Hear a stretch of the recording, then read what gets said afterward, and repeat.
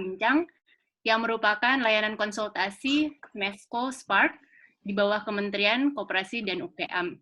Kali ini kita sudah memasuki pekan ke-6 dan saya mengambil tema di balik melegendanya es kopi susu gula aren. Rasanya kita tahu ya, udah beberapa tahun belakangan ini, kayaknya semua coffee shop, ya mungkin nggak semua banget sih, tapi 99% coffee shop di Indonesia itu sudah punya produk yang sama semua. Es kopi susu menggunakan gula aren. Pertama kali saya tahu produk ini, yang rasanya semua orang setuju, itu dari sebuah coffee shop kecil di bilangan Cipete, namanya Tuku. Jadi siang ini saya mengundang Andani Prasetyo, yang biasa dipanggil Tio, untuk menjadi narasumber buat siang ini kita ngobrol-ngobrol. Tidak spesifik membicarakan kopi, tapi membicarakan tentang produk yang begitu fenomenal, yang semua orang langsung merasa harus buat produk yang sama, karena memang orang sendiri customer merupakan penikmat. Kenapa suka? Kan Tio ini bisa untuk membuat produk ini, kita akan bareng. Selamat siang, Tio. Halo, selamat siang. Siang. Apa kabar? Alhamdulillah, Mbak Ade. Halo. Yes. Oke.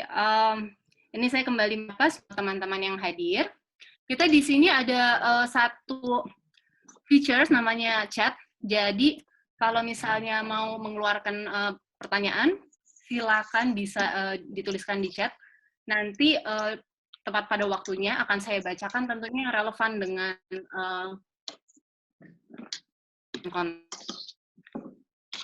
saya kasih tahu juga ini akan juga yang di live Facebook Semester Indonesia, dan nantinya akan bisa disaksikan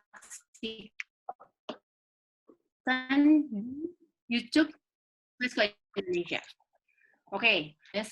Karena setahu saya akan memulai.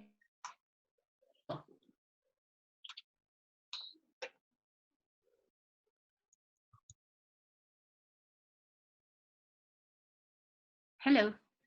Halo, Mbak Ade. Oke. Koneksi oke kah?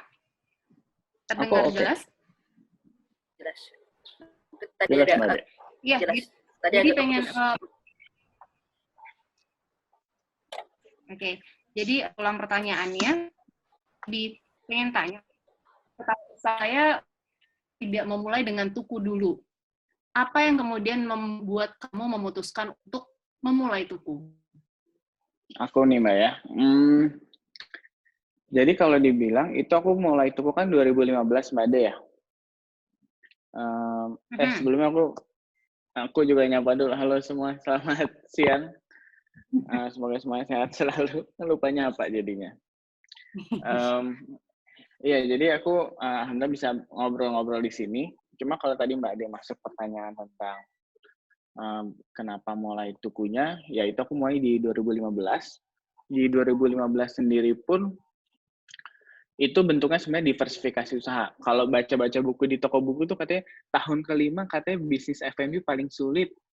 Jadinya kita harus siap-siap kalau terjadi penurunan. Nah, meskipun aku telat nih baru mulai bisnis keduanya di tahun 2015, karena bisnis pertamaku 2010. Nah, tapi akhirnya coba-coba nyari-nyari. Nah, itu pun dapat bikin kopi gara-gara pas aku lagi nongkrong di kafeku yang pertama sama tukang parkir, ngeliat tuh di seberangnya ada toko kecil. Ini kok kosong, nggak dirawat gitu. Nah, aku cuma iseng tuh nanya sama mereka kayak, ini bisa aku gunakan nggak ya? Nah, dari situ pas ditanya, bisa, terus ternyata sewanya masuk, coba deh tempat kecil ini aku bikin apa ya? Nah, karena aku sudah bergabung di industri kopi itu dari 2008, makanya jadinya aku mencoba untuk pengenlah berkontribusi lebih gitu. Kayak dulu tuh aku sempat pengen gimana ya kalau coffee scene kita, konsumsi kita seru kalau kita di San Francisco misalnya, di Melbourne misalnya, gitu-gitu. Kayak, bisa nggak ya? Nah, tapi kan balik lagi kalau kita cuma pengen-pengenan juga susah kan. Nah, sambil aku udah pernah ngobrol-ngobrol tuh sama teman-teman di industri kopi, terus pernah coba riset di Australia sebulan, pernah di Jogja seminggu, di Bali gitu. Akhirnya coba bikin sebuah konsep yang semoga aku bisa bantu ningkatin konsumsi kopi, tapi minimal di Kelurahan Cipete aja. Jadi ya udah, toh tokonya kecil, nggak usah mikir-mikir bikin yang terkenal yang bikin yang besar. Yang penting aku bisa nemuin rasa buat tetangga sekitar aja. Mereka bisa beli kopi setiap hari 2 kali aja. Ya sudah, aku mencoba itu aja. Jadi ya eksplorasiku dimulai jadi di Juni 2015 itu bersama tetangga tuku gitu. Bersama Mbak Adi juga akhirnya kita kenalan di sana. Iya, iya. Nah, terus langsung masuk ke ininya aja deh. Produk yang, jadi gini nih. Aku tuh setiap ke coffee shop selalu memesan yang sama. Either filter atau piccolo latte. Tapi pada suatu saat, karena datangnya keperluan waktu itu untuk syuting, masa pesannya itu lagi gitu. Apa yang membedakan piccolo latte di tuku dengan piccolo latte di tempat lain? Kebetulan waktu itu ada satu pelanggan, dia bilang gini, wah, lu harus cobain sih es kopi susu gula arennya gitu. Dan pas nyobain memang sebagai bukan penggemar kopi putih dan manis, itu tuh sesuatu yang waktu itu ngerasa kayak, wow, ini rasa yang familiar, tapi dalam hal naik kelas. Maksudnya dulu mungkin zamannya belum ada coffee shop serius kan, pasti kita minumnya kopi instan atau bikin kopi sendiri di rumah gitu kan. Tiba-tiba ini ada sesuatu yang udah jadi enak, rasanya tuh nggak asing di lidah. Terus suka kan? Tapi ternyata bukan saya aja gitu yang jadi penikmatnya, karena semua orang langsung ngomongin itu gitu. Boleh cerita nggak sih Tio tentang apa sih yang pertama kali membuat kamu memutuskan untuk bikin produk itu? Kalau bikin, oke gini Mbak. Sebenarnya kalau awalnya, kita aku pribadi sama-sama tahu bahwa untuk kita bisa berkembang, kuncinya tuh pasti di produk.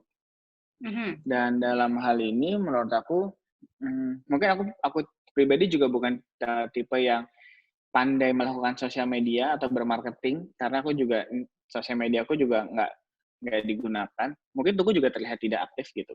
Makanya aku fokus sama produk. Yang aku pahami untuk yang aku pahami untuk membuat produk itu menjadi sangat bisa dibicarakan atau direkomendasi orang,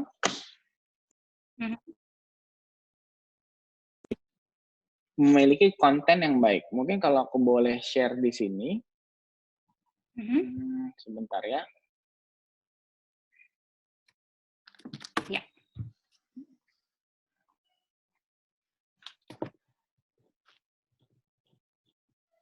Share screen.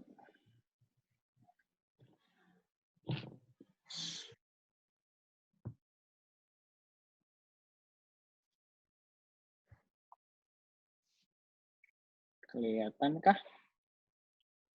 Ya, terlihat. Nah, misalnya di sini aja. Mungkin kalau dilihat apa namanya, untuk bisa dibicarakan ada buzz lah biasanya di situ buat jadi viral. Penting bahwa kita punya kenal atau key opinion leader atau influencer. Nah, kalau bercerita dari yang tadi Mbak Ade datang, nah menurut aku suksesnya Tuku tuh di awal itu karena orang-orang seperti Mbak Ade ini gitu. Seperti Mbak Ade ini apa namanya, sebagai KOL atau influencer gitu. Nah, di sini sebagai Mbak Ade influencer punya follower yang banyak, tapi juga punya informasi yang sangat relevan kan. Nah, disitulah menurut aku yang penting untuk bisa sebentar, kalau aku present ini kelihatan nggak ya?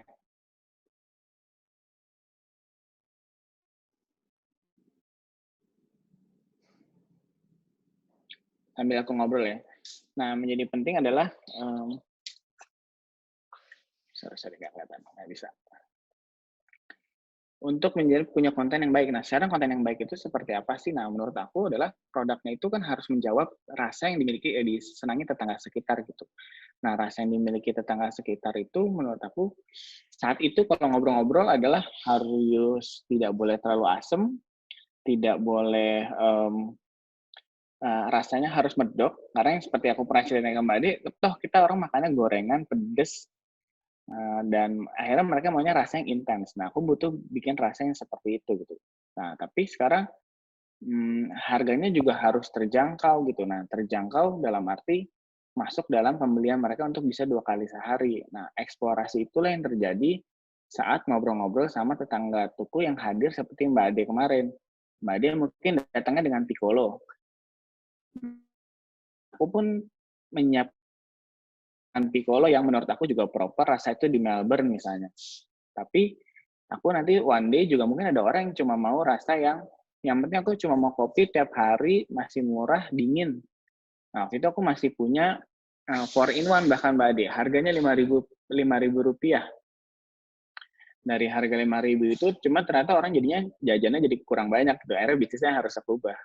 Tapi yang jelas di situ, aku mencoba menyiapkan harga dari Rp5.000 sampai Rp35.000. Dari rasa kopi warung sampai harga kopi, rasa kopi chain.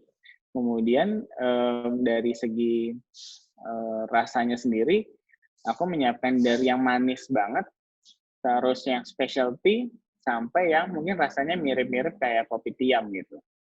Tapi intinya eksplorasi itu yang aku cari, sehingga aku tidak akan terkotak-kotakan dengan konteks benar atau salah, tapi yang lebih ke arah, aku bisa menemukan cita rasa yang diminati sama tetangga sekitar, yang akhirnya mereka bisa beli setiap hari, yang akhirnya konsumsi kopi Indonesia pun akan menjadi meningkat. Gitu sih, Mbak Ade.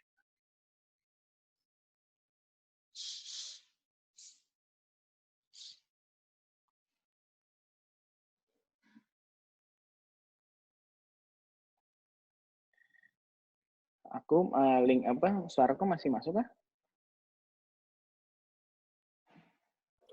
Iya, halo Mas. Ya. Iya. Iya. Yes. Jadi masih masuk. Oke. Mungkin Bu ada sinyalnya terputus. Oh gitu. Nggak apa-apa. Mungkin bisa mungkin dilanjutin aja. Berarti gini. Aku sambil lanjut ya Mbak Ade ya. Ya, sambil dilanjutin aja. Oke. Nah, kemudian kalau tadi juga bertanya, sebenarnya atau aku masuk ke ide awal tuh seperti apa sih gitu. Sorry, sebentar. Suaraku feedback ya? Masih jelas, Mas. Oke. Oke. Ide awal tuh seperti apa sih? Nah, di sini kalau bisa dilihat, konsepnya adalah pertama ada 6. Pertama, aku pengen itu dekat dengan tetangga sekitar gitu. Nah, bisa menjawab apa yang mereka inginkan, tapi konteksnya adalah nggak boleh terlalu jauh dan menjauh kebutuhan mereka. Nah, makanya di sini aku bilang, biasanya kan kalau orang ngopi itu kalau nggak dekat rumah, dekat kantor. Makanya di Cipete ini menurutku bisa kantor, bisa dibilang dekat perumahan. Nah, tapi mereka juga nggak mau ribet gitu. Dari segi peminum-peminum kopi itu, mereka bilangnya, kalau ngopi di tempat yang ahli-ahli biasanya entah terlalu snob atau terlalu didikte gitu. Nah, disitulah aku mencoba hadir sebagai kopi tuku yang ini hanya toko kopi yang menyenangkan di sekitaran, di neighborhood sekitar gitu. Dalam hal ini, dalam konteks Kelurahan Cipete Selatan. Kenapa harus demikian? Karena secara konsep pun aku berharap kopi tuku ini juga menjadi tempat sosial. Karena seperti yang aku pelajari dalam mendengarkan cerita-cerita Mbak Ade atau senior-senior F&B lainnya, bahwa warung kopi itu sudah menjadi sangat kental di kehidupan kita sehari-hari, karena dari tahun-tahun yang lalu adalah tempat itu menjadi tempat bersosialisasi, tempat berkumpul yang mana mungkin zaman dulu tempat bapak-bapak untuk ngobrolin politik gitu. Nah, Ya, cuma sekarang kan betul. berubah menjadi tempat nongkrong untuk anak muda gitu. Nah, dari situ menurut aku itu harus dipertahankan karena itu budaya kita demikian dengan segala ketimuran kita gitu. Nah, jadinya dari situ aku pun mengembangkan dalam konteks coffee chain yang sudah ada sekarang dari Amerika sekalipun, experience cafe-nya seperti apa sih? Karena menurut aku itu juga ada hal positif yang bisa kita ambil gitu. Nah, sedemikian rupa aku membentuk kopi tuku memiliki energi positif yang akhirnya semoga itu bisa menjadi hal yang berkesan untuk tetangga tuku datang setiap harinya ke toko kami gitu. Tapi untuk menjadi tempat sosial yang baik, tentunya kita juga harus punya barista yang sopan dan akrab, bahkan terbuka gitu. Nah, dari situ makanya penting sekali bahwa kita punya pelayanan yang friendly, sehingga kita bisa melakukan hubungan yang sangat dekat atau intimate.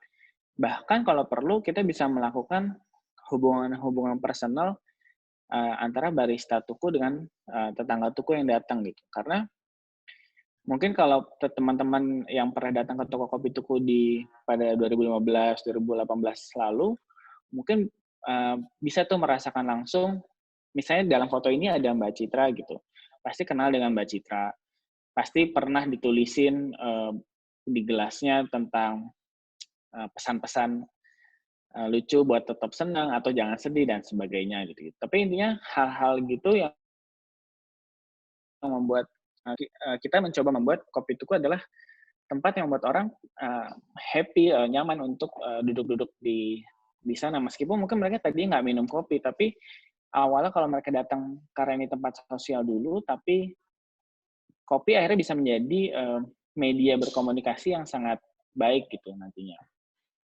Tapi untuk mendukung hal tersebut tentu harus didukung dengan hospitality yang sangat baik. Karena pada dasarnya orang membeli atau membayar untuk produk ini gitu. Jadi saat saya bilang toko kopi, aku pun harus bisa memastikan bahwa kopi yang aku sajikan ini disajikan dengan sebaik-baiknya yang bisa dilakukan oleh barista tuku.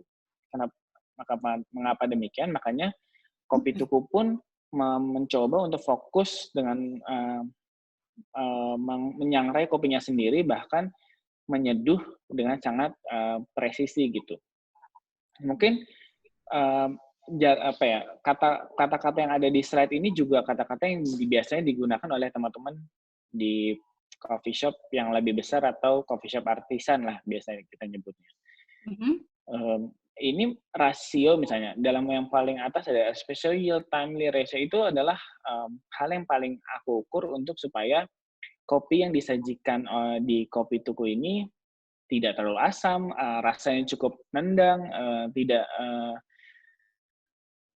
kemudian ada karakter coklat yang clue di belakangnya, seperti demikian. Yang akhirnya produk tersebut selalu menjadi produk yang bikin senang orang karena produknya konsisten dan bisa baik gitu secara dan tanpa mereka harus membayar mahal-mahal gitu. Jadi meskipun misalnya sekarang es kopi tanggal 18.000, mendedikasikan waktuku dalam menyangrai, memilih biji kopinya, berhubungan dengan petaninya, sampai menyeduhnya pun sebisa mungkin seperti mix antara gabungan warung kopi Indonesia yang pada tahun 90-an sampai coffee shop yang bagus-bagus yang ada di seperti zaman sekarang gitu. Jadi saya bisa tetap relevan dan bersaing gitu. Karena apapun itu, brand besar yang menjawab mereka akan beli lagi dan mereka senang atau tidak adalah terjawab kebutuhan mereka gitu. Makanya mungkin coffee shop yang tadi bilangnya kopi itu menjadi emosional lah, lifestyle sangat menjadi padahal dalam hal ini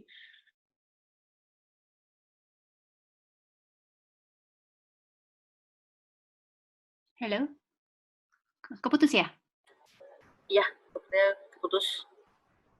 Oke, gantian nih keputusnya. Tadi hostnya, sekarang narasumbernya. Masuk. Oh, masih nyambung lagi. Oke, jangan sampai kena mute ya. Coba mana? Aku Nah, aku sudah aman. Oh, welcome back. Ya, sudah. Ya, silakan diteruskan, Pak Tio.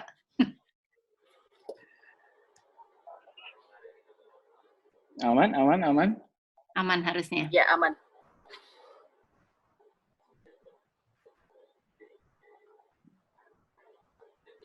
Ya. Ya. Oke. Lanjut lagi. Maaf ya semuanya. Aku lanjut lagi bahwa tapi sebagai functional drink di sini pun kita harus menjawab, karena kafe-kafe sebelum itu menjadi tempat nongkrong kan katanya, atau tempat buat gaya lah, katanya ke kantor megang takeaway itu bisa menjadi keren gitu di perkotaan. Cuma ya dalam hal ini buat kita bisa konsumsi setiap hari kan kita harus bikin ini menjadi seperti es teh, es jeruk gitu kan ya, yang mereka emang butuh, emang pengen gitu, minumnya seneng gitu kan. Nah, makanya aku harus bikin kopi ini menjadi sangat kembali ke functional drink, membuat mereka bisa senang karena kafeinnya, mereka bisa senang karena ini simple, mereka bisa senang karena ini seger dan sebagainya gitu. Makanya mungkin di sini aku untuk es kopi susu khususnya yang mereka senangi ini adalah dingin, manis, tapi juga rasa kopinya masih nendang gitu. Mungkin ya semoga itu yang kenapa Mbak Ade pun tetap.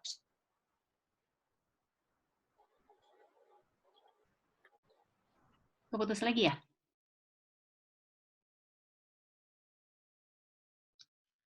Oke. Dela, ini benar terputus?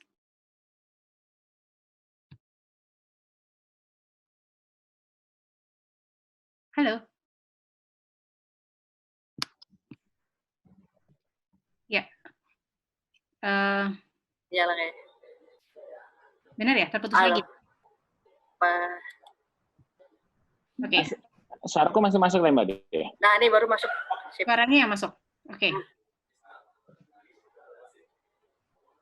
Ya. Videonya hilang ya? Videonya ya, hilang. Sekarang hilang. Hilang. Oke. Share screen-nya tadi hilang. Share screen-nya, oke. Oke, mau dilanjut? Aku lanjutin satu slide lagi deh ya. Aku di sini mencoba supaya meminimalisir terjadinya hal-hal demikian. Soalnya aku pakai dua ini soalnya. Yes. Oke, aku lanjut share screen-nya lagi. Terakhir tadi penting untuk secara fungsional bisa terpenuhi. Nah, fungsional yang satu lagi tuh yang penting tuh apa sih? Yaitu adalah kopi ini harus bisa menjadi affordable dan rutin dibeli setiap hari yang tadi aku bilang. Percuma kita rasa kopinya enak, senang, baristanya baik, tapi ternyata buat jajan setiap hari itu sakit gitu, kayak aduh masa uang bulananku habis buat kopi, which itu menjadi topik yang juga dibahas sekarang sama teman-teman di personal finance gitu kan. Anak zaman sekarang tidak menabung tapi lebih mengeluarkan uang buat kopi gitu. Nah, sekarang makanya yang menjadi penting adalah bagaimana kita bisa memberikan rasa-rasa terbaik kopi lokal Indonesia tapi dengan harga yang terjangkau. Makanya di sini aku mengasumsikan bahwa bagaimana dengan gaji mungkin dari UMR sampai 5 juta saja. Tapi kalau mau minum 2 cup sehari, nah berarti paling nggak itu kan mengeluarkan 1 sampai 2 juta sebulan. Nah, that's why dari hasil tebak-tebakanku harusnya harga berapa ya, dan ternyata ngobrol sama mereka pas aku kasih es kopi susu tetangga ini mau kalau dijual mau di harga berapa, mereka bilang 25 nggak apa-apa Mas Tio, 35.000 nggak apa-apa Mas Tio, yang penting masih lebih murah dari kafe-kafe yang lain gitu. Ternyata aku menjual di 18.000 gitu. Nah itulah yang menurut aku membuat happy lah, namanya bayarnya menikmati harga 35.000 tapi bayarnya 18.000 gitu Mbak. Nah mungkin kalau bisa aku share terakhir, yaitu adalah konteks kenapa kunci mendapatkan kepuasan konsumen adalah memenuhi persepsi yang diharapkan konsumen gitu. Benefit yang dia rasakan lebih tinggi gitu Mbak daripada biaya yang dikeluarkan gitu. Jadi basically yang aku berikan tadi kenapa dibikin kopi tuku bikinnya rasanya kayak gitu ya, karena yang dari aku ngobrol-ngobrol, rasa kesenangan warga sekitar ya seperti ini gitu Mbak Ade. Oke. Very nice. Tapi aku setuju sekali gitu. Bagaimana memang ini artinya yang Tio lakukan adalah semacam R&D langsung ke target market ya. Karena target marketnya warga sekitar. Waktu itu kita sempat berpikir bahwa oh ini kayaknya yang punya tuku nih lurahnya deh, lurah Cipete, karena kok teman-temannya anak-anak Cipete semua. Tapi mungkin yang bisa jadi inspirasi buat teman-teman sekalian gitu. Ini kan adalah bagaimana misalnya menentukan target market. Kenapa langsung mencari sesuatu yang sangat luas ketika kita bisa memulai dari orang-orang yang ada di sekitar kita. Terutama ketika produknya sendiri tidak niche sama sekali. Kopi. Semua orang suka ngopi. Semua orang butuh kopi. Lain halnya ketika misalnya kita bicara sesuatu yang niche seperti let's say makanan vegan. Let's say makanan-makanan tertentu yang memang kita tahu sangat sedikit, mungkin kita langsung menargetkan market sampai yang lumayan jauh gitu. Tapi ketika kopi, langsung tepat sasaran. Biarpun akhirnya, saya yakin orang-orang yang mampir dan datang ke tuku, masih ngomongin tuku Cipete nih ya, itu bukan lagi orang yang hanya tinggal di Cipete. Salah satunya misalnya, saya kaget nih, ada dari Istana Negara, bikin macet Cipete waktu itu katanya. Boleh tahu nggak sih Pak Tio, kenapa sih sampai Presiden Jokowi waktu itu bisa mampir ke tuku? Andai kan aku bisa berkesempatan duduk lagi sama Bapak, mungkin pertanyaannya aku juga pengen nanya, memastikan lagi sih Mbak Ade itu kenapa gitu. Tapi memang waktu aku mempersilahkan Bapak duduk sambil memberikan kopi tuku ke Bapak, pertanyaan pertamaku yang aku utarakan juga langsung itu kok. Jadi Bapak kenapa kesini gitu kan? Karena buat aku nggak paham aja kenapa senang Bapak datang, tapi apakah ada pesan-pesan gitu kan? Nah, ternyata benar ada pesannya adalah bagaimana Bapak ingin anak muda dalam hal ini aku memanfaatkan momentum yang sudah baik ini untuk diperbesar supaya lebih dalam hal ini konteks kopi lokal bisa semakin dikenal di kancah internasional gitu pada dasarnya. Pada intinya memanfaatkan momentum bahwa kita hal yang kecil seperti ini, yang lokal seperti ini, tuku yang masih baru ini sudah sampai sekarang. Apalagi kalau momentumnya dimanfaatkan, pasti impact yang diberikan ke masyarakat, ke petani, ke perekonomian negara pasti akan semakin baik. Pada intinya itu sih Mbak Ade. Oke. Nah, berarti waktu itu Tio mendapatkan endorsement secara organik. Betul. Nah, semua teman-teman di sini saya yakin apapun bisnisnya pasti berharap mendapatkan kesempatan yang sama.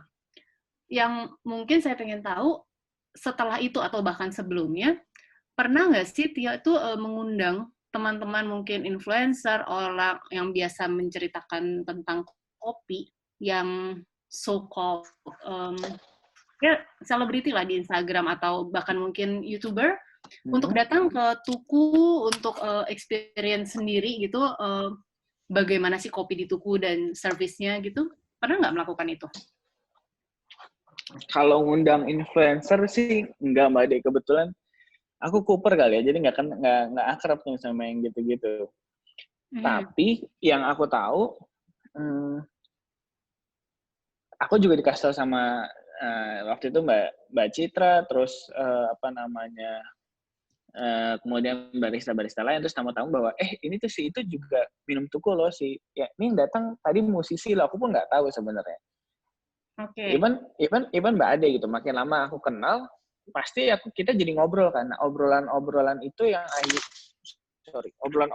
akhirnya menjadi eksplorasi lagi, riset lagi kan Mbak Ade. Nah, tapi jadi aku nggak ngundang spesial gitu. Tapi begitu aku kenal, misalnya aku kenal Mbak Ade, terakhir aku nanya Mbak Ade juga, Mbak Ade kita yuk ngobrol lagi bahwa kalau emang Mbak Ade fokusnya di storytelling, aku rasa itu penting sekali soalnya karena banyak cerita tentang kopi Indonesia yang harusnya bisa dikemas, tapi nggak dengan cara yang itu lagi, misalkan gitu. Nah, dalam hal kopi tuku, mungkin tadi aku juga mungkin beberapa teman-teman belum tahu juga bahwa es kopi susu tetangga ini pun yang sekarang membuat tuku sampai sekarang ini, itu baru ada bulan keempat, Mbak. Jadi, itu tidak langsung. Jadi kalau tadi yang Mbak Ade tanyakan, meskipun aku sudah jawab bahwa itu tidak di-arrange bahwa aku akan mengundang influencer, tapi kalaupun ada, atau tanpa aku sadari, aku ternyata ngobrol sama orang yang penting yang akhirnya produk yang mungkin sesuatu yang genuine biasanya akan lebih terasa kan Mbak ke konsumen. Setuju. Nah, sekarang perasaan-perasaan itulah yang misalnya dalam hal ini mereka lebih pengen ngerasain apa yang mereka alami kan, dan dari situ menurutku yang penting adalah itu yang sudah kami ciptakan di Tuku gitu. Produk memang menjadi core-nya. Tapi dalam proses tersebut yang tidak boleh kalah penting adalah interaksi yang dilakukan dan suasana yang diberikan gitu. Nah, saat kita sudah dapetin suasana itu atau interaksi yang baik, ya alhamdulillah ternyata mengarahkan Kopi Tuku untuk mengeluarkan es kopi susu tetangga gitu. Iya. Jadi aku sih sangat berterima kasih sekali gitu bahwa karena tetangga Tuku di Cipete lah saat ini aku bisa dengan teman-teman Tuku, dengan barista Tuku bisa menjalani bisnis yang cukup lancar dan akhirnya bisa memberikan impact ke petani kopi yang kami ambil kopinya gitu Mbak. Bahkan kalau aku bisa share, nama perusahaanku aja sekarang tuh namanya PT Karya Tetangga Tuku gitu Mbak. Untuk menjadi pengingat bahwa ini semua bukan karena ada ahli kopi di baliknya, ada influencer di dalamnya, tapi ya memang sebuah hasil buatan antara tetangga Tuku Cipete dengan teman-teman barista Tuku gitu aja sih. Menarik sekali. Nah, saya jadi penasaran karena dulu nih pertama kali datang Tuku masih cuma satu, tempatnya tuh kecil sekali. Sehingga kayaknya kalau misalnya saya lagi nunggu kopi saya dibuat dan di sebelah saya ada 2 orang ngomong sebenarnya lagi pembicaraan pribadi, mau nggak mau pasti kedengeran. Mau nggak mau seperti terlihat nguping. Kayaknya 8 sampai 10 orang di dalam antri itu udah full banget gitu kelihatannya. Tapi berikutnya saya lihat ternyata Tuku nih udah bukan cuma satu lagi gitu. Di mana-mana udah mulai ada Tuku. Sekarang sampai di mana sih Tuku tuh sekarang udah punya apa aja? Oke. Dan mungkin kalau aku bisa share, intinya Tuku itu kalau tampak depannya kan seperti ini Mbak ya. Ini teman-teman manual Jakarta nih yang motretnya keren. Dan aku pun kalau aku lihat di sini ada gambar sketch-nya, itu pun aku menggambar kopi Tuku ini di coffee shop yang kecil juga. Saat itu aku lagi nongkrong di Goni Coffee Kemang nih. Oke.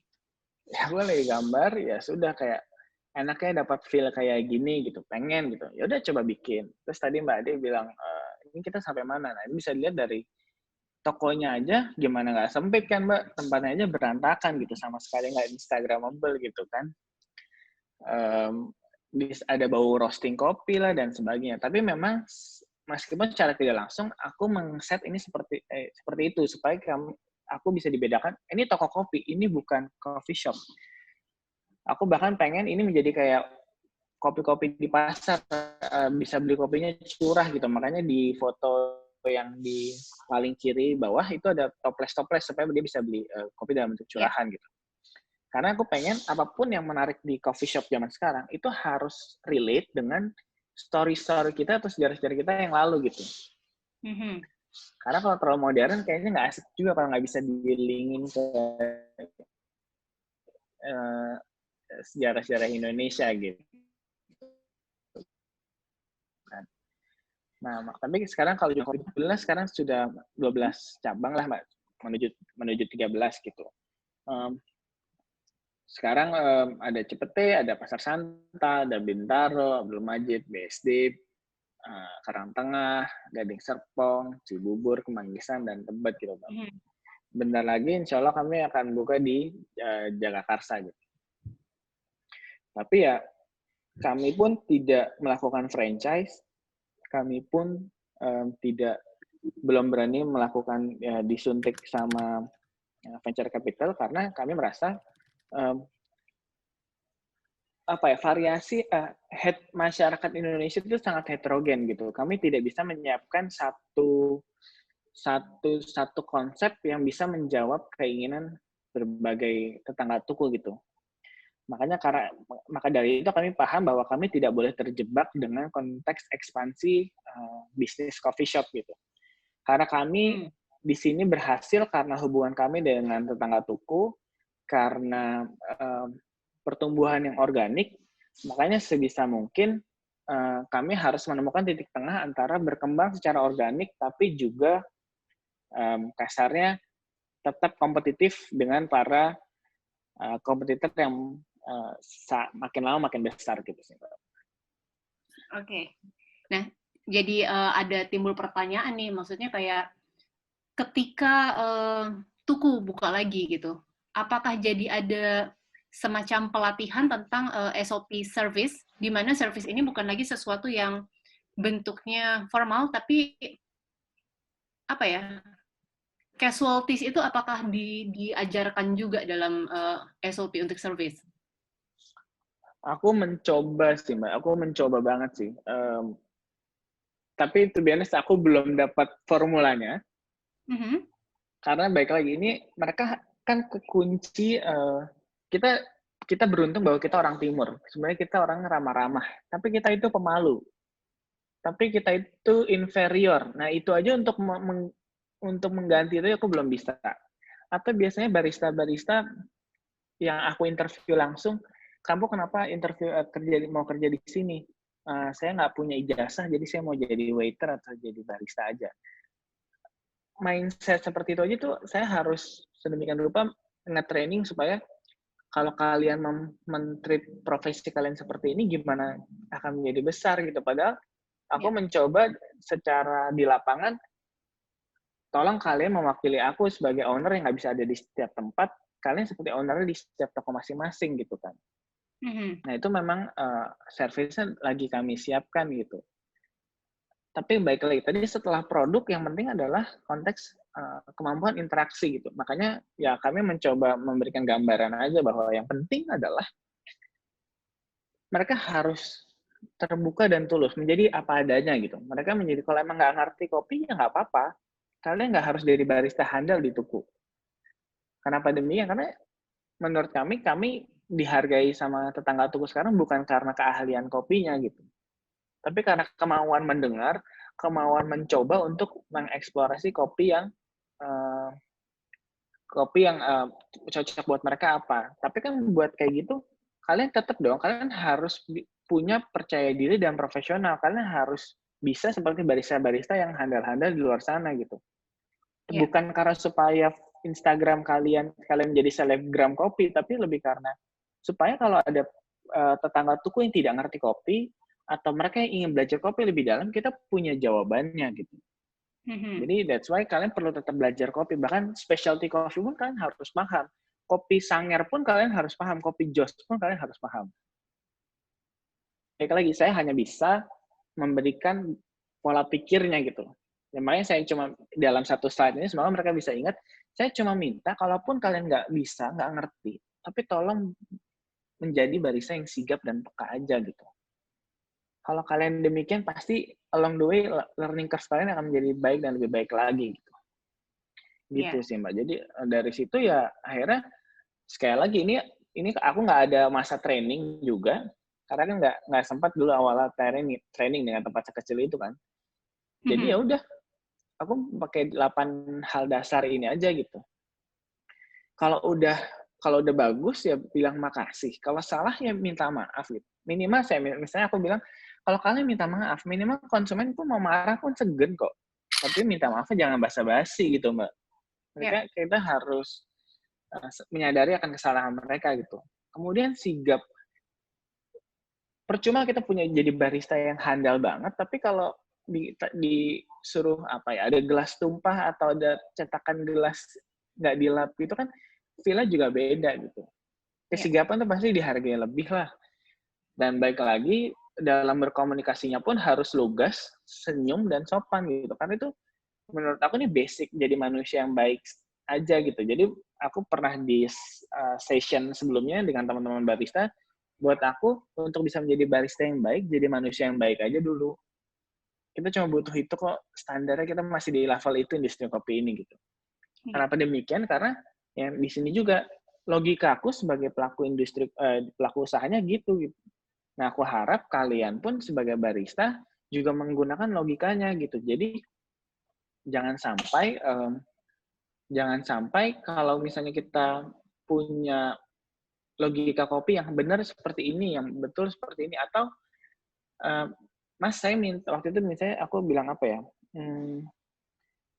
Mas, saya pengen kopinya di blend gitu. Saya nggak punya blender gitu kan.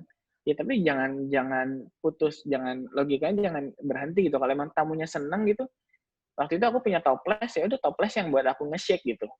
Buat mengganti feel blender tersebut gitu. Tapi ya digunakan aja logikanya. Selama logikanya ingin nyenengin konsumen, pasti ada aja kok di sekitar kita gitu. Iya. Ya. Dan yang terakhir paling yang nggak boleh lupa, mereka harus paham identitas Tuku itu ada di mana. Karena mereka akan jadi wajahnya Tuku gitu. Even saya pun juga harus berhati-hati gitu. Kayak misalnya sekarang saya secara menggaungkan, wah tetangga Tuku begini, kami dekat gitu.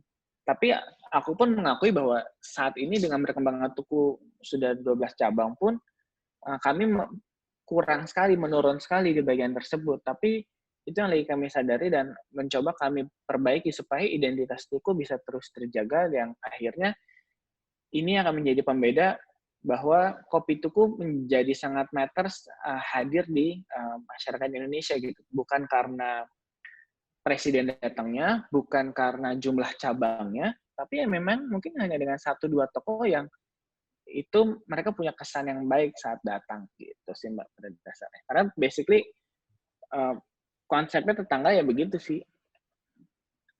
Yeah. Kita bisa membangun ikatan emosional ini gitu sih. Tadi yang 8 hal itu sesuatu yang menurut saya sangat krusial sih. Tampak sederhana tapi krusial. Mungkin boleh cerita sedikit ya. Jadi pada suatu hari saya lagi di daerah Cipete, kebetulan lewat Tuku terus langsung memesan, oke, 1 es kopi susu tetangga. Kemudian pas saya buka tas, ternyata saya nggak bawa dompet. Dan pada masa itu belum ada fasilitas pembayaran ya dengan handphone atau apapun. Jadi benar-benar, wah nggak punya uang lagi. Saya langsung bilang sama baristanya, waktu itu Mbak Citra. Terus saya bilang, waktu itu nggak kenal ya. Aduh Mbak, belum dibikinin kan? Saya soalnya nggak bawa dompet, nggak jadi deh gitu. Terus Mbak Citra nih ngasih ke saya, udah Mbak, nggak apa-apa, bawa aja. Rasanya malu banget sebenarnya sebagai pelanggan, kayak 18.000 aja nggak punya duit gitu. Tapi emang karena nggak bawa. Dan memang disuruh bawa pulang, which saya lakukan. Tapi yang saya ingat adalah 2 hari kemudian, saya kan bilang sama teman saya, lu semua harus ke Tuku, harus nyobain. Karena ini beda banget rasanya gitu. Dan akhirnya sengaja nitip ke teman saya yang waktu itu mau ke Tuku, untuk kayak, titip dong bayarin. Tolong bilangin, pasti mereka ingat ya ada satu perempuan yang nggak bayar karena lupa bawa dompet gitu. Ini hal-hal ini akan selalu teringat terus karena itu sederhana, tapi mendapatkan gesture yang baik. Kita kadang-kadang membayangkan ini ada hal service di coffee shop kadang-kadang yang misalnya pelanggan mau membeli dengan ada gula nggak? Saya tahu buat sebagian orang yang fanatik dengan kopi, menambahkan gula atau menambahkan susu di kopi itu sebuah penghinaan besar gitu. Tapi ketika pelanggan bertanya, sebenarnya pelanggan punya hak untuk minta. Tapi kadang-kadang ada juga yang jawabnya kayak, oh di sini kita nggak servis pakai gula. Harusnya kopi nggak diminum pakai gula. Hal-hal semacam itu tuh kadang-kadang bisa jadi yang, oh oke, tempatnya bagus, tapi kita jadi berhenti. Karena tidak ada gesture yang menyenangkan dari baristanya atau orang-orang yang terlibat di belakangnya. Nah sekarang kayaknya saya bisa berlanjut ke ini ya, karena mulai banyak pertanyaan yang menarik nih. Iya, iya. Ini pertama dari Mas Riyandi. Ini tentang ininya dulu deh, menentukan harga. Kalau dari penentuan harga tadi, menu sudah disiapkan dari rentang 5.000 sampai 30.000. Kopi susu tetangga memang sudah di 18.000 atau setelah pertimbangan dari survei tadi? Harganya setelah disurvei. Setelah survei. Tapi memang aku paham bahwa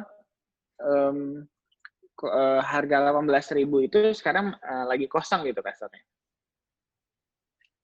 Belum banyak yang mengisi. Jadi menurut aku penting untuk menaruh harga di 18.000. Mungkin yang bisa gambarannya seperti ini gitu. Karena posisinya Tuku ada di antara warkop dan chain soalnya. Jadi harga warkop itu researchku ada di 3.000 sampai 4.000.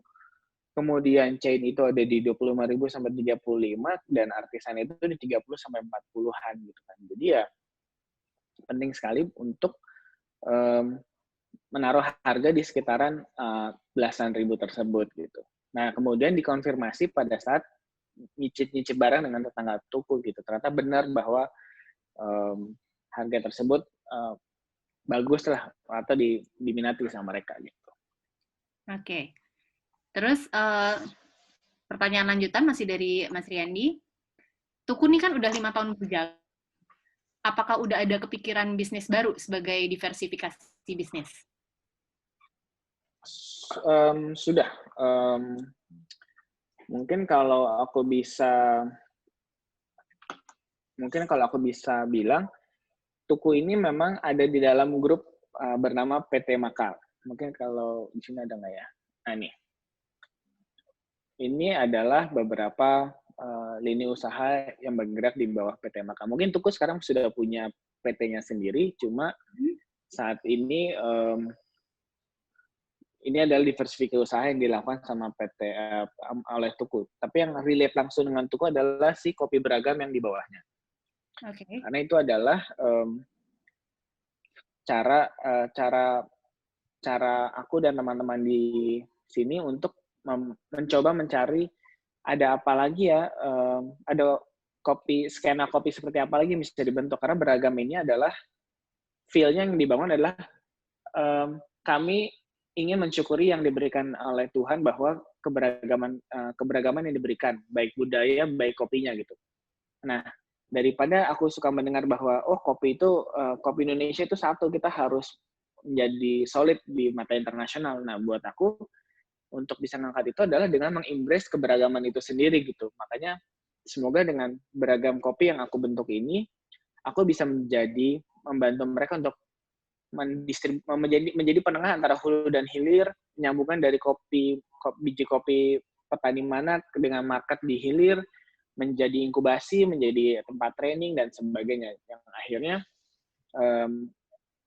apa yang diinginkan dilakukan di Tuku menjadi lokomotif kopi Indonesia, beragam akan menjadi backhand-nya atau inkubator di baliknya gitu. Makanya mungkin kalau misalnya mungkin ada yang bertanya kenapa aku dan dengan Tuku, ada yang bilang menyuplai salah satu pesaing kita gitu. Nah, sebenarnya yang menyuplai adalah si beragam dalam hal ini gitu. I see. Oke, itu berarti menjawab sebuah pertanyaan yang saya nggak perlu bacain lagi ya. Ada salah satu yang nanya. Nah, kalau ini pertanyaan yang juga sebenarnya datang dari saya. Oke, Mbak Ade. Untuk kemasan, apa ada rencana untuk lebih ramah lingkungan? Waduh, tegang. Nggak usah tegang, tapi ini saya rasa pertanyaan yang bisa juga dipikirkan oleh teman-teman yang lainnya yang mungkin juga bisnis makanan di sini, karena saya lihat banyak sekali orang-orang yang terlibat di bisnis makanan.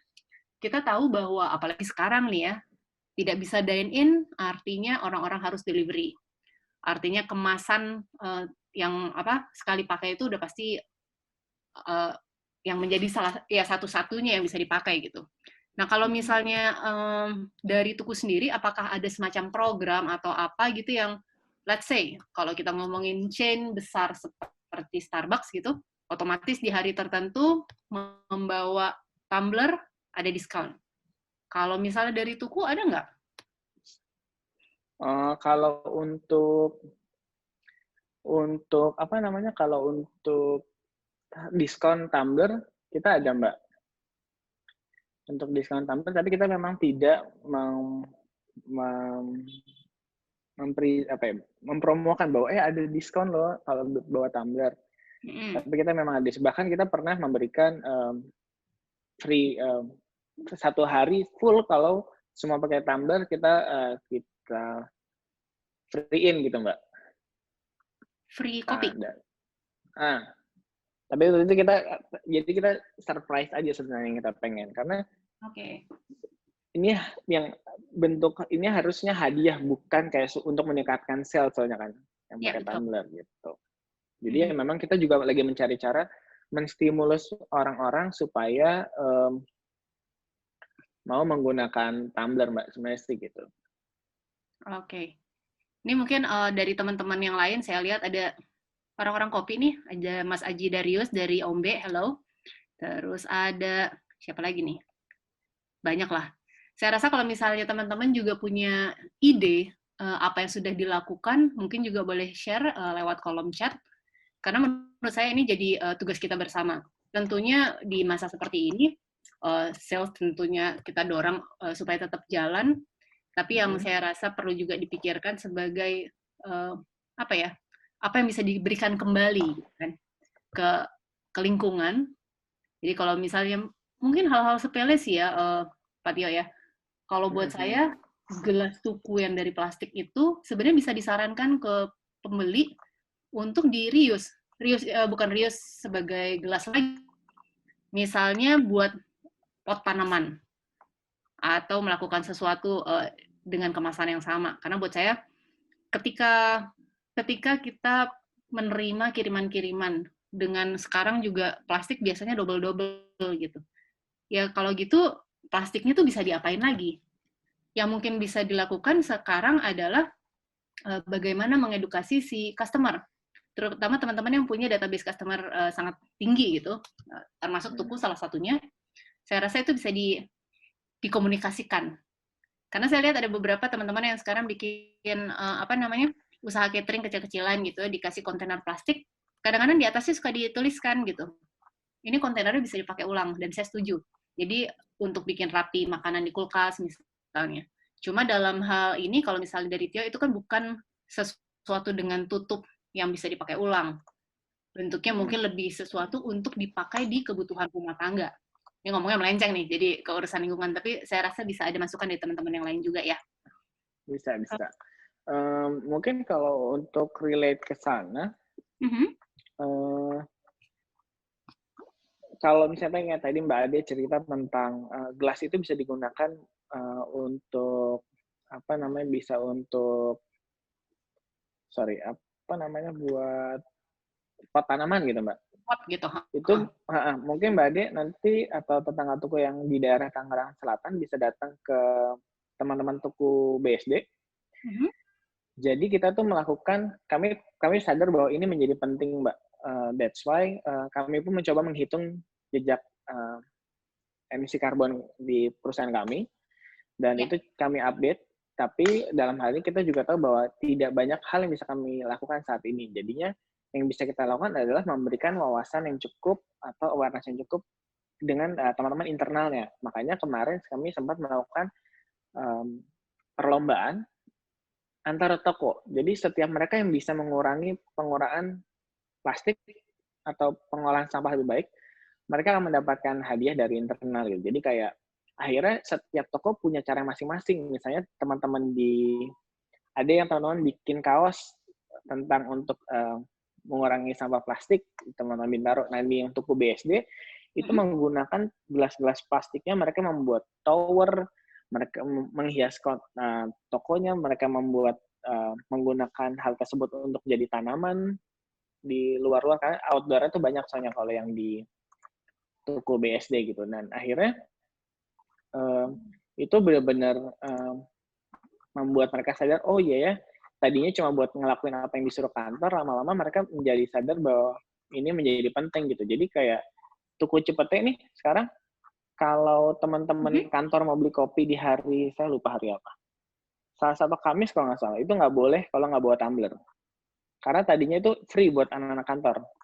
Oke. Kopi tersebut. Tapi kalau nggak bawa, mereka nggak ngasih gitu. Jadi sebenarnya banyak hal-hal di internal yang sedang kami lakukan supaya plastik itu bisa dikurangi. Dan salah satunya pengganti wadah plastiknya aja tuh kita lagi cari sih Mbak Ade.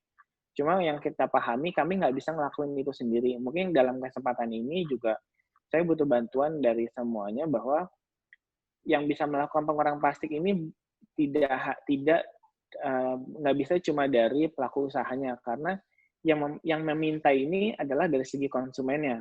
Iya. Nah, makanya penting sekali kalau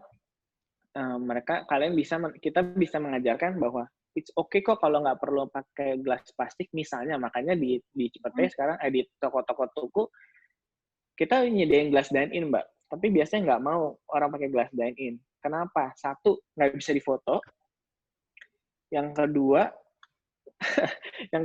karena mereka bilang saya mau langsung jalan lagi, jadi mau pergi lagi gitu.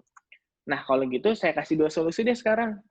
Satu, gelasnya yang dine-in sekarang itu bisa disablon. Jadi udah ada gambar tukunya. Jadi silahkan tinggal difoto nih. Itu satu. Kedua, kalau kalian mau pergi, sekarang kita juga mencoba menyiapkan es kopi susu.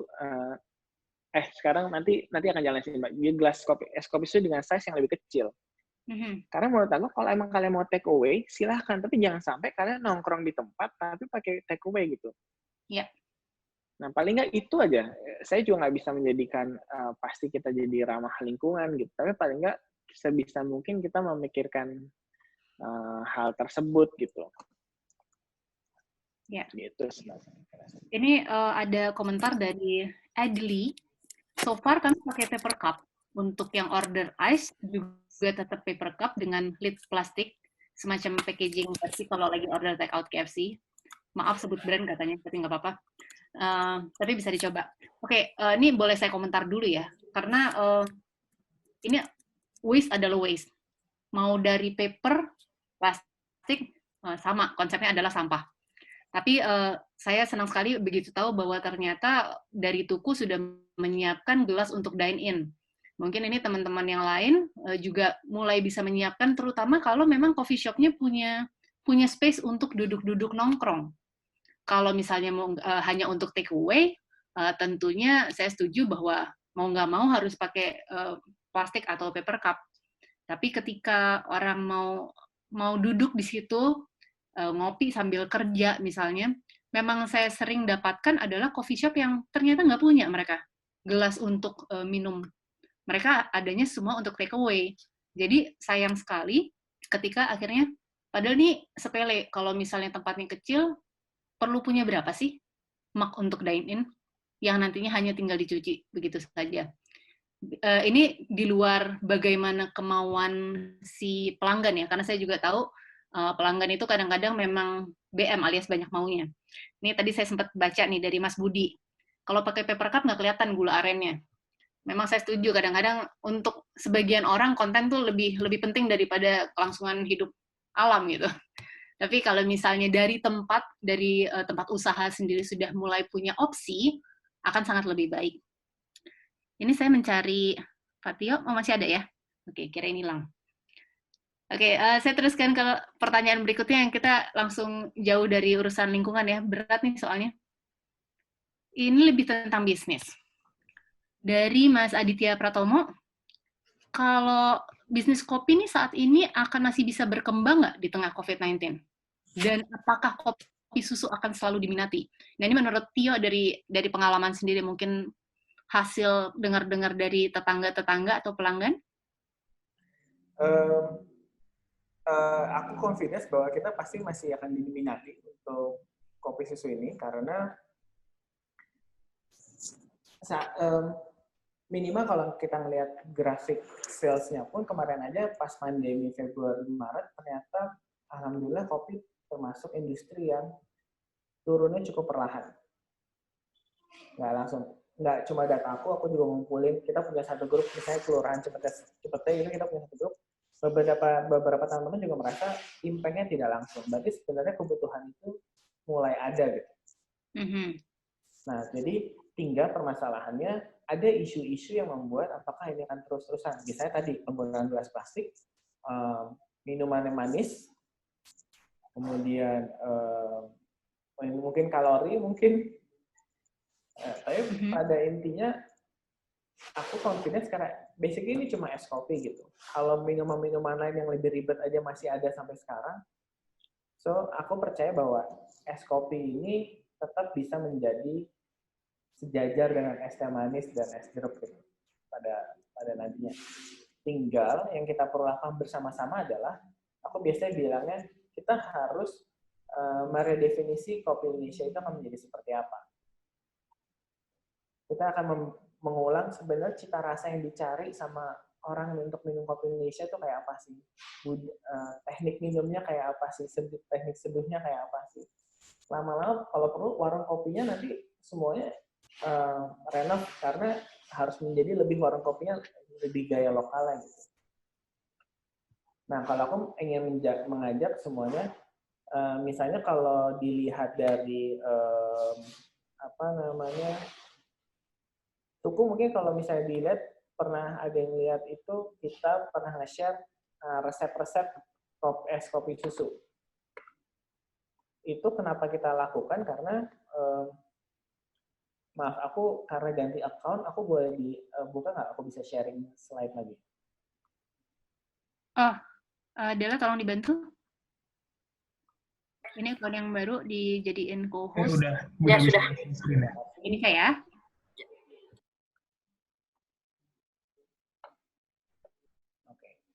Salah. Misalnya kayak gini. Aku sambil sharing gitu. Ya. Ini yang pernah kita bikin dalam bentuk spanduk cukup besar di event-event kopi di Jakarta, di Surabaya gitu. Orang biasanya juga akan bertanya, kenapa sih emang nggak apa-apa resepnya dibagi? Satu, misi pertamanya adalah kita pengen ningkatin konsumsi kopi di Indonesia. Jadi untuk meningkatin konsumsi kopi Indonesia tidak bisa melalui Tuku saja kan. Saya butuh bantuan warung kopi lain untuk berkembang, menyebarkan kopi-kopi, mengabsorb berbagai kopi yang ada di penjuru di Indonesia. Nah, untuk itu ya kita cuma mau share. Ini resep yang digunakan di Tuku nih. Tapi ingat ada kalimat di sebelahnya, beda tetangga. Mungkin nggak pasti deh, mungkin akan beda rasa kopi susunya. Karena dalam hal ini saya bikin waktu itu buat di Surabaya. Rasa kopi susu di Surabaya seperti apa ya? Karena setidaknya menjamin tetangga Tuku di Cipete rasanya sama yang diminta di tetangga Tuku di Darmo Surabaya gitu. Belum tentu sama gitu. Jadi kita sebagai barista, kita harus bisa cukup kritis juga dan cukup care sama tetangga Tuku di setiap daerahnya gitu. Nah, sekali lagi, kita harus ingat bahwa Indonesia itu beragam. Kita dianugerahi keberagaman. Jadi jangan sampai kita terkotak-kotakan untuk satu buah sistem dalam mengkomunikasikan kopi Indonesia gitu. Atau warung kopi kalian. Jadi saya pun, kenapa kalau dibilang kok Tuku nggak ada di luar kota gitu. Saya bingung gimana caranya saya bisa ada di luar kota gitu. Misalnya saya ada di Jogja gitu. Yang saya tahu, kalau minimal kalau saya senangnya ngopi di Jogja itu tengah malam justru. Ya. Nah, sekarang kalau saya buka di Jogja, itu berarti bukanya tengah malam, terus tetap pakai gelas plastik apa enggak? Karena yang saya rasakan di Jogja itu keistimewaannya bukan to go, tapi adalah nongkrong bareng, mingle satu sama lain gitu. Jadi ya, itu yang lagi diekspor sama teman-teman di Tuku, tentang bagaimana mengolah kopi Tuku ini ke depannya akan seperti apa. Nah, maka dari itu mungkin silahkan juga kalau ada masukan buat tetangga kopi Tuku, sehingga kalau kami nanti harus ekspansi ke dekat kalian, kami akan menjadi salah satu warung kopi yang sangat relevan di daerah kalian gitu, karena kami mencoba selokal mungkin yang bisa kami lakukan. Jadi menjawab pertanyaan tadi, saya masih confident sekarang buat menurut saya eksplorasi dari industri kopi ini masih besar sekali Mbak Ade gitu. Ya. Nah, ini ada pertanyaan, mungkin saya rangkum aja. Jadi kayaknya pada mulai nanya. Tadi ada sebelumnya nanya tentang kapan nih buka di Bandung. Atau ada juga ini Mas Doni, rumahnya kayaknya jauh di utara. Terus dia tanya, ada nggak sih bisa misalnya mau beli es kopi susu tetangga, tapi yang bisa disiapin sendiri di rumah. Jadi misalnya let's say udah ada campurannya, si gula aren, kopinya, entah apa lagi, dan mungkin instruksi cara pembuatannya. Atau ada rencana ke sana? Sebenarnya gini, kalau untuk itu kami juga, makanya kalau dilihat di Instagram kami lagi ngangkat kan tuku di rumah ya. Soalnya kita lagi mau ekspor, kira-kira orang-orang itu akan ngopi seperti apa ya? Mereka akan lebih senang ngopinya itu kopi panas kah, kopi dingin kah, kopi hitam kah, kopi susunya kah? Tapi yang jelas memang kalau ditanya gitu, kita lagi pengen mengajak semuanya untuk mengeksplor kopi yang mereka senang seperti apa. Nah, tapi bikinnya kan susah, kadang-kadang nggak gampang. Mungkin ya karena kan kita minumnya nggak pakai, kan kita bikinnya pakai mesin espresso kan. Nah, dari situ juga sebenarnya yang jadi masalah adalah emang kita bisa minum kopi yang kayak di kopi tuku. Nah, kita bilang memang tidak bisa, tapi kalian bisa kok melakukan eksplorasinya. Eksplorasinya tuh kayak apa sih? Nah, mungkin kalau misalnya bisa dilihat,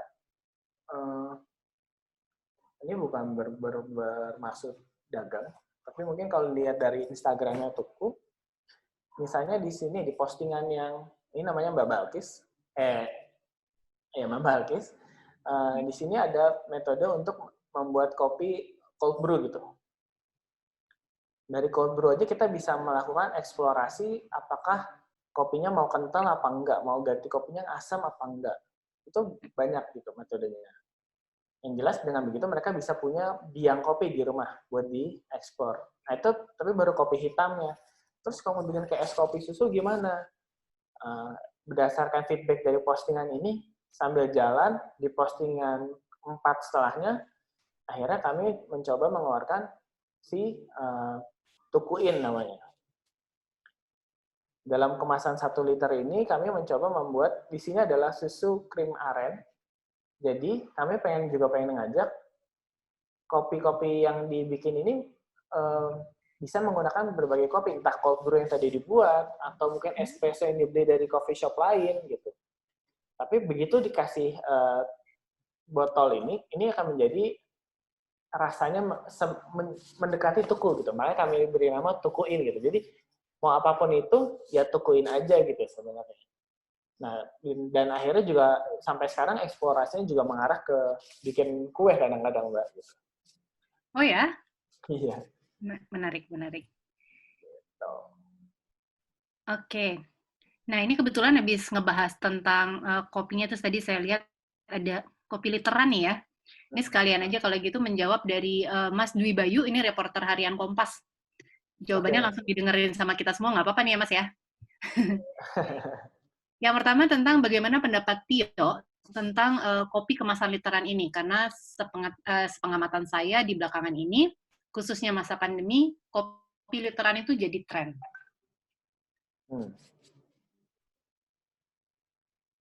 Kalau pendapat, kalau konteksnya trennya, aku nggak bisa berpendapat banyak, Mbak, karena kembali lagi, minimal aku pribadi tidak mau terjebak dengan konteks trennya tersebut. Karena saat ini yang aku melihat saat Kopi Tuku bikin kopi literan, yaitu simply karena kita pengen ada beberapa aspek. Satu, peraturan untuk social distancing. Dan kita harus menjaga kesehatan baik teman-teman internal Tuku maupun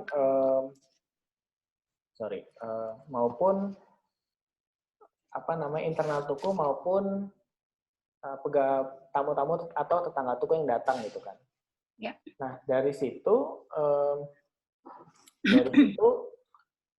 penting sekali kalau kita bisa bikin minuman, mereka bisa menikmati kopi setiap harinya, tapi tidak perlu datang setiap hari. Nah makanya itu berarti nyetok kopi kasarnya kan.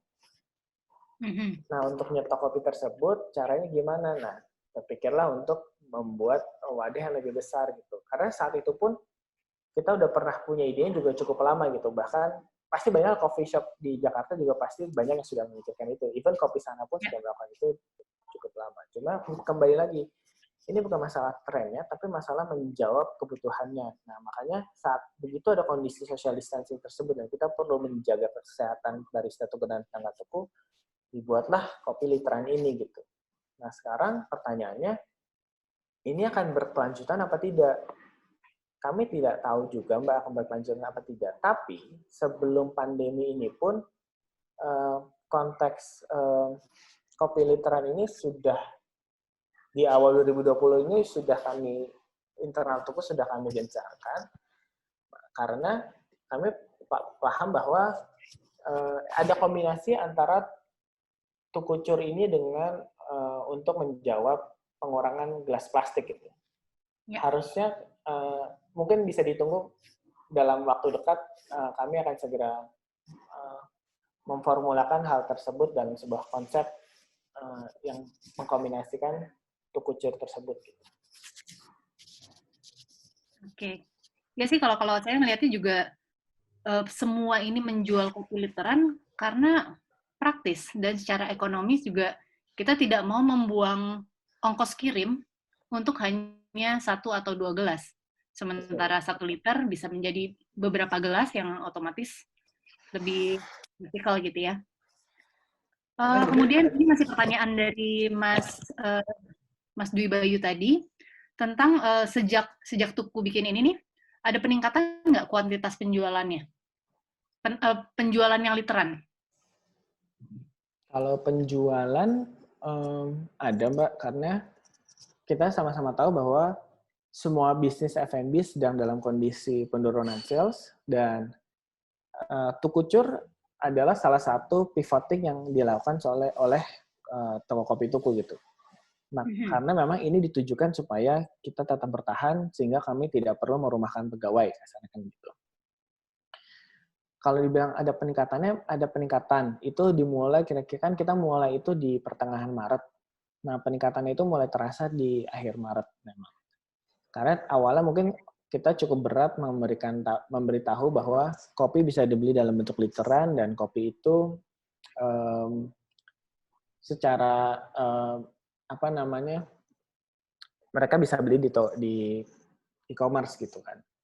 Nah, dari situ ya baru naik di akhir Maret, dan alhamdulillah itu pun yang terus meningkat terus sampai sekarang, yang akhirnya ini membantu toko kopi tuku untuk menyelamatkan keluarganya, dalam hal ini mungkin bisnis-bisnis lainnya di PT Maka, sehingga kami semua bisa bertahan terus hingga pandemi ini usai gitu. Meskipun kita nggak tahu sampai kapan, tapi ya kami mencoba, salah satu tukucur ini adalah cara kami untuk bertahan hidup gitu. Jadi meskipun ada peningkatan sales sekalipun, itu ternyata digunakan untuk substitusi menyelamatkan keluarga-keluarga kami di luar toko kopi tuku.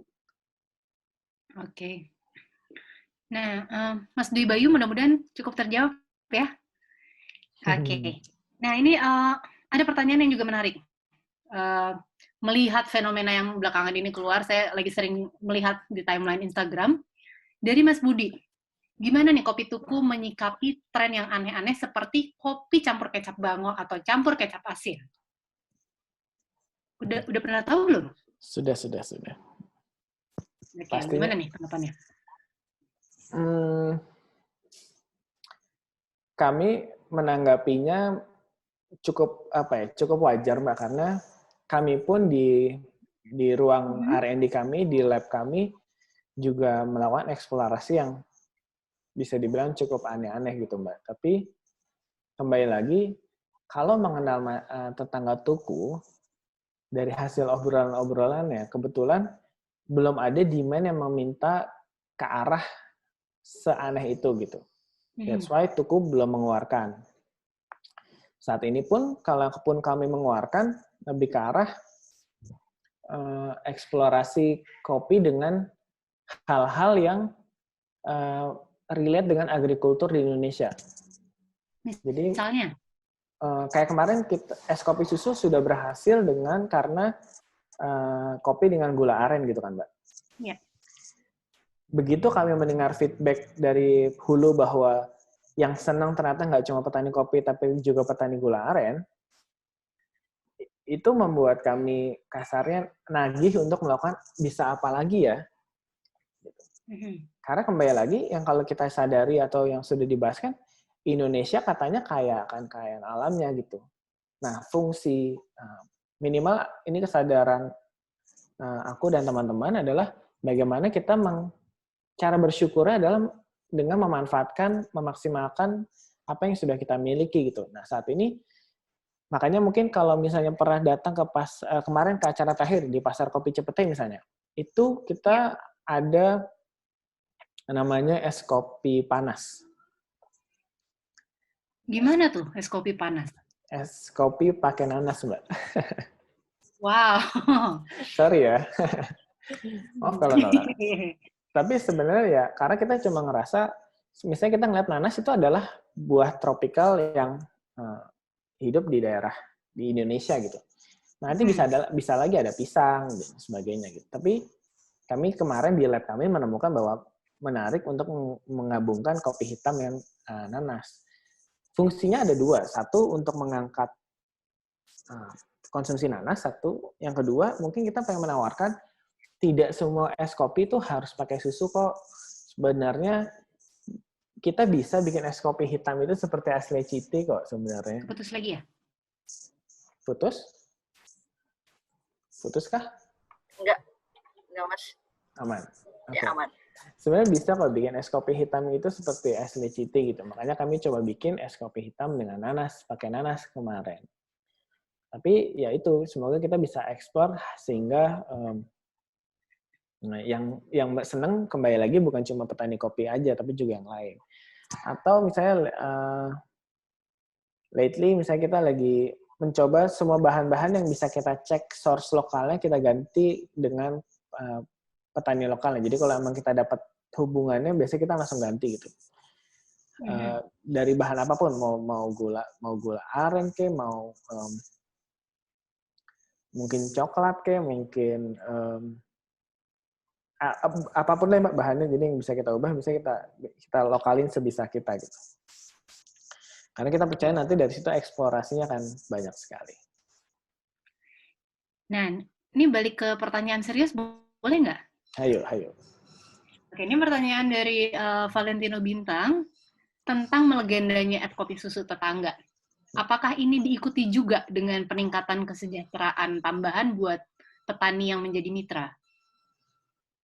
Oke, kalau dari situ aku nggak bisa membuka data terlalu banyak, tapi pada dasarnya konteks kesejahteraannya insya Allah kami pikirkan dengan atau gampangnya gini Mbak, biasanya kita selalu membuat warung kopi itu biasanya demi petani kopi Indonesia. Tapi kalau dari ngobrol-ngobrol aku, justru ternyata mereka nggak separah petani-petani yang lain gitu. Karena kalau kopi, banyak dari mereka masih yang lahannya masih lahan milik mereka gitu, bukan buruh tani gitu. Oke. Jadi sebenarnya yang dibutuhkan sama petani kopi Indonesia itu bukan harga yang mahal, bukan penyuluhan atau training, atau bahkan bantuan langsung tunai.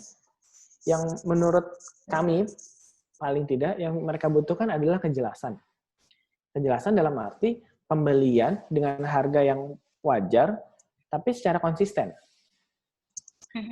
Maka dari itu penting untuk kami untuk menjaga pertumbuhan toko kopi tuku dan menjaga supaya industri ini tetap berjalan dengan baik gitu. Makanya misalnya dengan kondisi pandemi seperti ini, mungkin kalau Mbak Ade atau teman-teman tetangga tuku pernah lihat, itu malah saya nge-post di story karena saya malah cukup tersentuh karena kopi tuku ditawari bantuan oleh salah satu petani kopi kita. Mereka bertanya gitu, bagaimana kabar di kota? Katanya parah ya. Ada hal apa yang bisa kami bantu gitu. Nah justru yang tadinya kita tugasnya pengen membantu petani kopi, kita malah ditawarin bantuan gitu Mbak. Meskipun pas diekspor, bukan petani kopinya juga sanggup ngebantu. Karena mereka juga dalam keadaan susah di sana. Cuma saat kami ngobrol, saat kami mencari informasinya, tim mencari informasinya, intinya mereka terbantu karena mereka masih punya kebun sayur misalnya. Mereka masih bisa makan gitu. Nah, mereka tidak terbayangkan di kota kondisinya seperti apa ya, dengan biaya sewa yang mahal, dan sebagainya gitu. Nah, kalau mereka bisa makan gitu, secara ketahanan pangan mereka lebih baik. Tapi kita gali-gali pun, mereka juga ada ketakutan ternyata Mbak, karena kalau sampai di hilir mati, kopi yang mereka sudah panen ini nggak ada yang beli, jadi mendingan kami diskon kopinya gitu kasarnya. Yang penting kopinya keputar dulu, cash flow mereka juga terjaga dengan baik gitu. Nah, kenapa aku ceritain ini, ya mungkin ini bisa menjawab pertanyaannya tentang sejauh mana kami memikirkan kesejahteraannya, semoga bisa terjawab dari kondisi, alhamdulillah, inilah hubungan baik yang terjalin antara kami dengan di hulu gitu. Semoga dari situ menjawab bagaimana, apakah mereka cukup sejahtera atau tidak. Karena terlebih dari itu yang kami pengen adalah sustainability kok. Tanpa ada program khusus, tapi kami hanya memfokuskan supaya hubungan kami berjalan terus-menerus dengan baik sehingga kedua belah pihak bisa mendapatkan manfaatnya. Gitu. Oke. Nah ini ada pertanyaan dari Adli yang tadi. Ini dia ditanyakan tentang ada nggak sih WhatsApp group atau mungkin media forum lainnya di mana coffee shop owners bisa berkumpul untuk sharing dan curhat, tapi di luar SCA atau organisasi kopi resmi. Ada nggak nih? Kalau minimal di kondisi pandemi ini aja, saya nambah 3 berapa WhatsApp group ya? 3 atau 4 WhatsApp group. Oke. Ini kopi? Kopi. Oke. Jadi ya ada topik-topik. Jadi pada dasarnya dari awalnya curhat-curhatan sampai ada inisiasi, misalnya yang paling awal yang berhubungan dengan Smesco. Saya ada satu grup bersama Mas Leo. Itu grup ngopi di rumah aja, yang awalnya kalau saya tidak salah diinisiasinya sama Mas Irfan Anomali. Awalnya kita ngobrol berberapa, masih di bawah 10 gitu kita ngobrol, terus kita ngundang Mas Leo buat video call, buat Zoom. Itu biasanya kita ngobrol-ngobrol tentang hal tersebut, kayak kita bisa ngapain sekarang, kita sharing informasinya, dan memikirkan kita bisa ngelakuin apa. That's why karena kami paham UMKM ini penting buat kita bisa menjaga berjalan ekonomi Indonesia di kondisi seperti ini gitu. Nah, saya sangat bersyukur saya di dalam industri yang cukup terbuka sehingga para pelaku kopinya, para ownernya mau ngobrol bersama-sama tentang untuk menjawab kopi Indonesia ini. Bahkan kalau mau lucu pun tadi malam kami pun di grup masih update. Saya misalnya kemarin kita dapat info teman kita Kopi Kenangan mendapatkan suntikan lagi gitu. Nah di grup itu ya kita saling menyelamatkan satu sama lain gitu. Dan di situ semoga di situ bisa terlihat bagaimana vibe-nya masih sangat positif di industri kopi, dan semoga itu juga terjadi di berbagai industri kopi industri F&B lainnya gitu. Ya, saya setuju, dan mungkin juga bisa dilakukan oleh teman-teman yang lain, karena misalnya kalau barusan Mas Tio kasih tahu tentang WhatsApp group, mungkin tidak semudah itu langsung tiba-tiba tergabung di WhatsApp group tersebut. Tapi bukankah memang masih bisa dicari forum-forum di Facebook atau di yang lainnya, serta membuat WhatsApp group sendiri. Betul. Saya rasa tidak harus melulu sama bisnisnya. Akan lebih baik misalnya memang kalau kopi, ketemu kopi, yang dibicarakan bisa tentang supply dan lain-lain, atau strategi tertentu. Tapi saya rasa teman-teman di sini yang juga punya bisnis kuliner, masih bisa membuat grup lainnya dengan teman-teman lain, karena saya sendiri juga, terutama sejak pandemi ini ya, WhatsApp group jumlahnya jadi lebih dari 100 kalau gitu. Tapi bukan hanya, mungkin kadang-kadang awalnya sarana curhat, karena setiap usaha pasti merasakan bagaimana beratnya menjalankan bisnis di masa ini. Tapi saya rasa juga kadang-kadang ada solusi yang bisa dibagi bersama. Kemarin, beberapa pekan lalu, saya juga sempat bicara bagaimana seorang teman, juga anak Cipete, burger waktu itu ya, mendapatkan supply iya Mbak, kita bisa mendapatkan misalnya jamur enoki setengah harga, jamur ini setengah harga. Kenapa bisa begitu? Karena kebetulan ada bisnis di sekitar situ juga yang memutuskan untuk tutup aja operasionalnya, tapi harus menghabiskan barang-barang supply yang udah keburu dibeli gitu. Ini kan hal ini tidak bisa terjadi kalau teman-teman tidak punya perkumpulan, tidak mendapatkan informasi dari sekitar gitu. Jadi alangkah baiknya ketika dalam masa seperti ini memang kita selalu bersatu untuk kayak ya bertukar informasi. Saya rasa juga siang ini udah hampir 1,5 jam ngobrol dengan Pak Tio. Saya harap sebenarnya ini menjadi inspirasi buat semua teman-teman. Mungkin ada yang memang bisnis kopi, ada yang lain, tapi apapun yang diceritakan di sini saya rasa sangat menarik.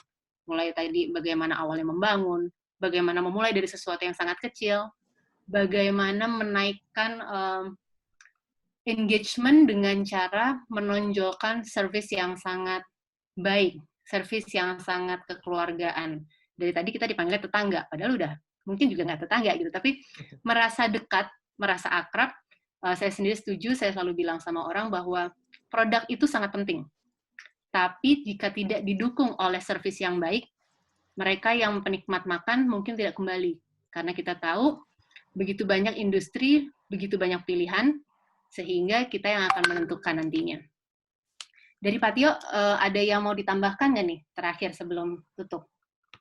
Kalau dari aku, pada prinsipnya gini Mbak Ade. Kita di luar pandemi, kita mungkin masih banyak teman-teman yang tergabung di Smesco ini ingin membentuk usaha serupa atau menjalin usaha yang lancar lah gitu. Namun sekarang di pandemi ini semua berubah. Tidak ada yang punya formulanya, kita bisa ngapain di kedepannya nanti. Nah, cuma yang saat ini Tuku kemarin juga pengennya kita survive. Tapi akhirnya kita juga berhenti untuk berpikir menjadi survive. Karena kenapa demikian? Kalau survive ya kita hanya untuk short term gitu kan. Tapi sebenarnya yang kita tahu ini akan terbentuk normal baru gitu. Dan saya pribadi pengennya bisa berhayal gitu. Kayak abis ini kita ngapain lagi ya? Abis ini, tahun depan kita bisa beli kopi berapa banyak ya buat orang-orang gitu kan. Nah dari situ aku bisa terus kita harus ngapain, harus berhayal apa nih. Nah dalam hal ini hal yang bisa kita lakukan adalah pertama kita harus positive thinking sama apapun yang kita lakukan gitu. Tapi mungkin itu berat buat orang-orang yang belum mampu mengatur pikirannya gitu. Tapi di sini aku pengen sharing bahwa menurut aku tidak ada alasan buat kita tidak positive thinking saat ini. Karena kalau aku berkaca dari perspektif usaha, saat ini semua negara lagi bermasalah dengan konteks pandemi dan perekonomian sedang carut marut lah gitu. Yeah. Yang kita tahu UMKM penting untuk menjaga ekonomi Indonesia dan kita lagi berada dalam Smesco gitu. Nah, maka dari itu saya pengen semuanya untuk saling menyemangati satu sama lain, tidak hanya di satu industri, memang betul penting sekali kita untuk kolaborasi. Kenapa kita harus kolaborasi? Karena yang mau kita lakukan ini besar sekali dan tidak terbayang akan seperti apa. Tapi yang jelas, kita dikaruniai sama Tuhan kekayaan alam yang sangat banyak dan budaya yang sangat beragam.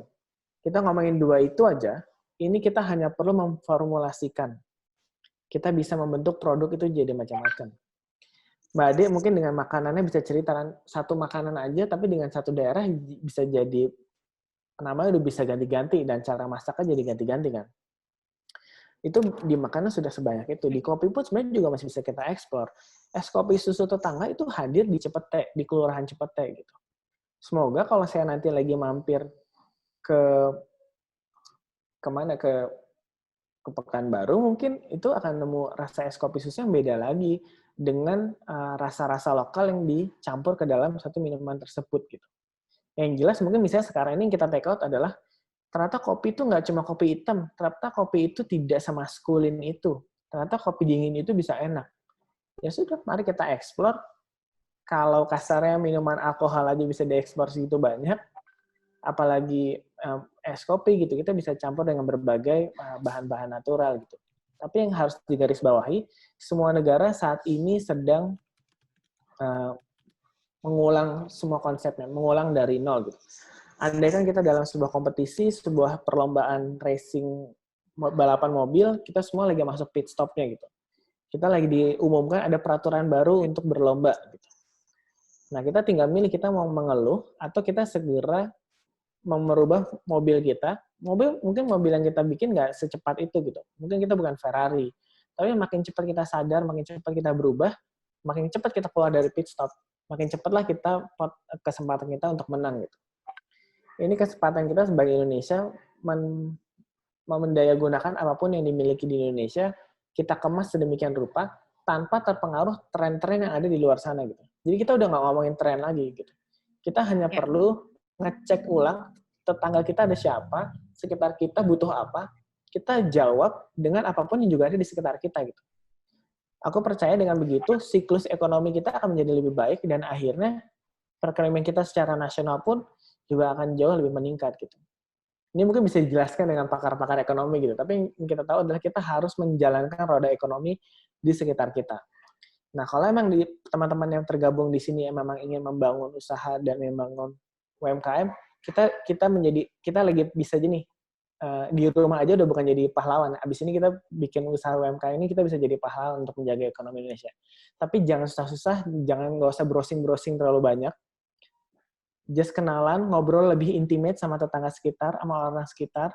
Habis itu, tarik lagi ke belakang, sebenarnya kita butuh apa sih? Sebenarnya kita punya apa sih? Analisa entrepreneurial capital kita, modal kewirausahaan kita apa aja? Kita punya uang berapa? Kita punya aset apa? Kita punya kenalan siapa? Kita punya bahan baku apa? Kita hanya perlu memformulasikan. Aku percaya bahwa selama kita sabar dan kita dengan niat yang baik, pasti proposal baik kita akan di-approve sama Tuhan nanti dan akhirnya bisnisnya juga akan bagus gitu pada akhirnya. Gitu aja sih Mbak Ade. Wow, singkat, padat, jelas. Saya suka. Oke, berarti dengan berakhirnya barusan, ini juga berakhir sesi kita kali ini. Saya sekali lagi mau mengingatkan bahwa semua video-video dari kelas serupa, talk show serupa, bisa disaksikan di YouTube channel Smesco Indonesia. Jadi ini akan menjadi video ke-6. Kemudian jangan lupa pekan depan, masih di hari yang sama, Rabu pukul 1 siang, saya akan mengundang Bapak Puji Purnama, seorang food stylist ternama Indonesia. Jadi buat teman-teman UKM yang misalnya mau belajar, kan sekarang mulai pasti bikin sesuatu di rumah untuk dijual. Gimana sih konsep-konsep dasar untuk memotret produk, menatanya yang sederhana tapi appealing, itu seperti apa? Jadi sampai jumpa pekan depan. Sekali lagi saya mengucapkan terima kasih untuk Mas Tio, untuk rekan-rekan yang semuanya juga sudah hadir siang ini. Semoga sehat selalu dan semua apapun yang dilakukan dilancarkan supaya kita bisa ketemu sampai pekan depan. Sekali lagi terima kasih, selamat siang.